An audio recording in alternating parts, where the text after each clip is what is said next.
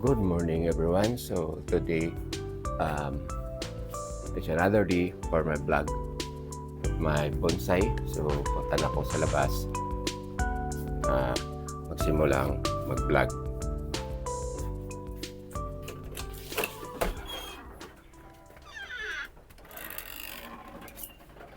Uy, gaulan. So dito na lang ako sa balkon. So iba na naman ang isi-share ko sa inyo ngayong umaga. But before that, I will lagpot ng sinilas. I will share to you some of the other medicinal plant before I continue my bonsai work for today. Uunahin natin isi-share sa inyo itong insulin. So ito ang insulin. So bali ang bulaklak ng insulin is yan. So itong klase is may kapariya siya, pula yung bulaklak, so hindi yun insulin. So ito is panggamot, ito pang follower ng blood sugar. So may maraming naniniwala nito na gamot, pero iba naman hindi naniniwala. So proceed to another herbal plant. Na naman saan yung ibang herbal dito. Ikot po muna tayo dito kasi grabe itong mga kasagbutan.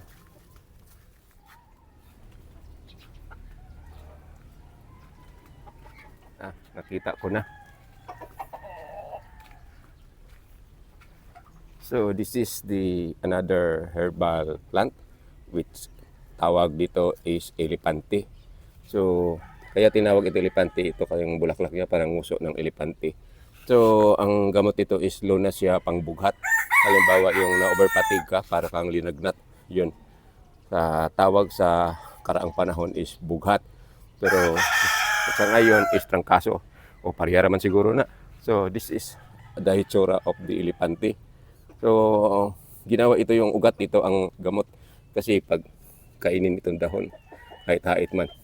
So ang gamot nito is hugasan mo ng maayos tapos ihulom og tubig, yun ang inumin mo. Mabisang gamot para lunas sa mga bughat.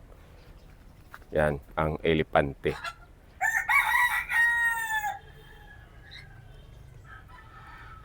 So proceed na tayo sa aking bonsai habang humihinto ng ulan. So patuloy na ako doon sa labas. So ngayon mag-start na ako mag-dip ulit. Dala ako ng balde, sana mapuno ito ng wire.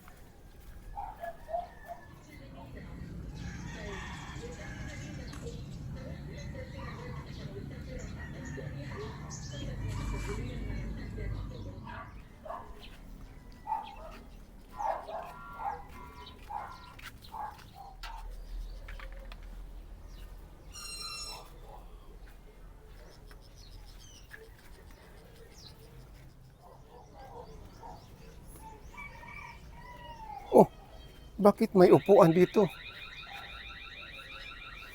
Bakit tinanggalan na ng wire? Sino kayang nagtanggal nito?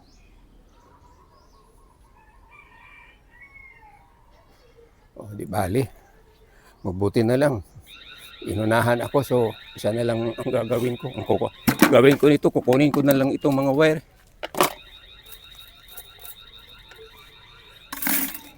Kasi ang importante itong mga wire.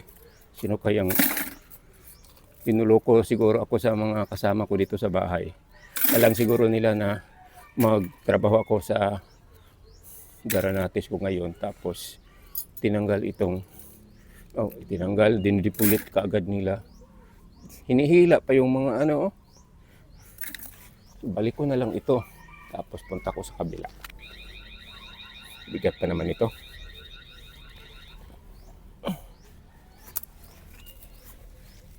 Yan.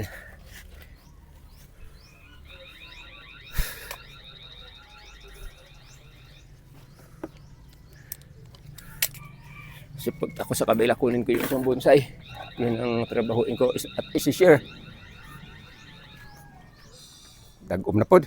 So ito ang trabahuin ko ngayon. Upaw ni. Yan. Tanggalan ng dahon.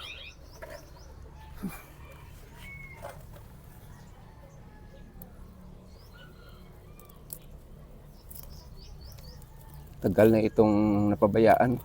Dami ng damo dito sa baba. So, ito magandang tignan kasi may dahon pa. Pag wala itong dahon, maging pangit na ito.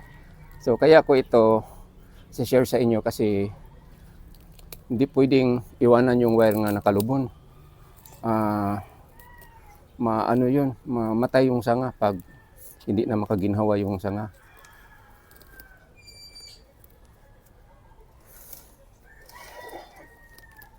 So bago ko linilisan ito sa baba, unahin ko munang mag-defoliate tapos tanggal ng wire para magagamit ko pa sa iba kong mga bonsai materials nga nandito sa aking kapaligiran.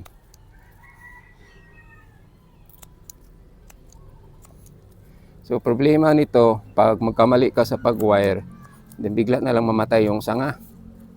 Kaya ang daming sanga ditong patay oh.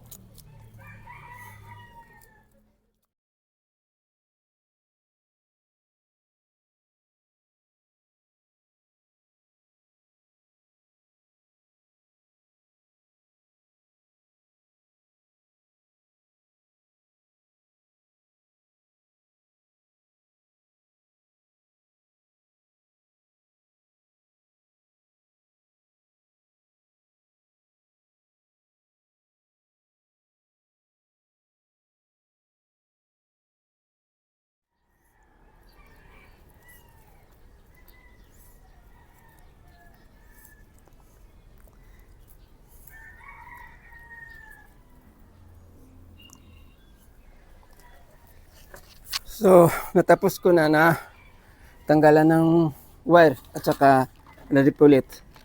So, ito ngayon is matatawag ko na siya nga bonsai kasi kumpleto na, wala ng wire. Hindi ko na ito babalikan ng wire. Tapos, ang dami kong wire nga nakuha. Halos isang balde. So, siguro matutuwa na ako dito.